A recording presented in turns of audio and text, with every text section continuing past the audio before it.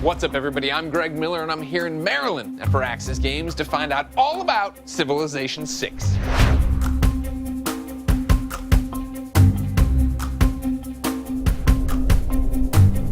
Is Civilization 6 the best one yet? No pressure.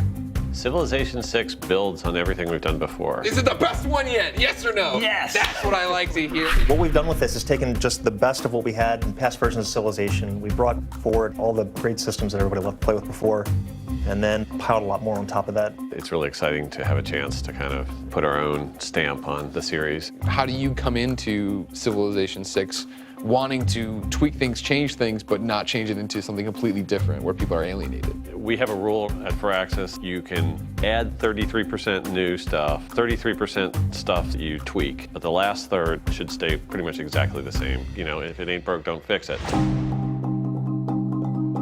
What's the most interesting aspect for you? I would say it comes down to the core tenet of the game, which is unstacking the cities. In Civ 5 and Civ games, all the buildings and all the sort of economy stuff you have in your city is all kind of crammed into this city center tile. And the idea with districts that Ed had was to take some of that and put it out on the map. And so each city kind of takes on its own personality. So it's very clear what that city does. You can see, I have a library, I have a university, or I have a temple. It changes just about everything. Every time you plop down a settler, you're not just looking at the resources, you're looking at everything around it, because your city gets specialized based on what you're seeing on the map. Not just aesthetically, but in terms of the gameplay. I'm reading the map in a way that I have never done before. We have chosen our leaders this time in order to come up with the people who are the biggest personalities.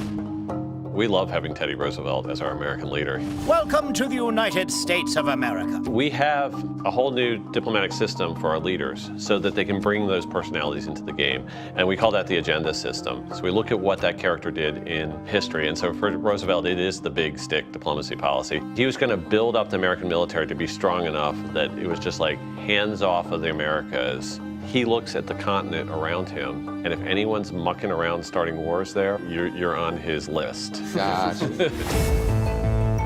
We've talked a lot about, you know, Civilization 6 is doing this, it's gonna be great, it's gonna be great, all these things are gonna be great, we get it. But like what I wanna know is, what is the riskiest thing you've done? We rebuilt the game engine entirely. We had all these things working in Civ 5, and we're just like, out the window.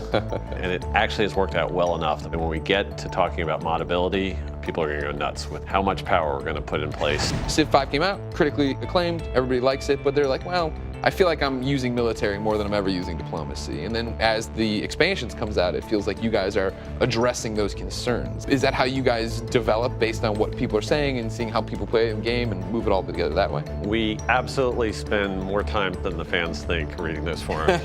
Cut to you guys crying at the computer. Yeah. What is the secret to Civilization? The fact that it's been around 25 years. The way that it just spans throughout time allows just a limitless amount of ideas to be bolted onto it and have it work and become a whole new game while keeping that same foundation. There's just an amazing amount of stuff you can do with it. Civilization 6 comes out October 21st, 2016. Until next time, it's been our pleasure to serve you.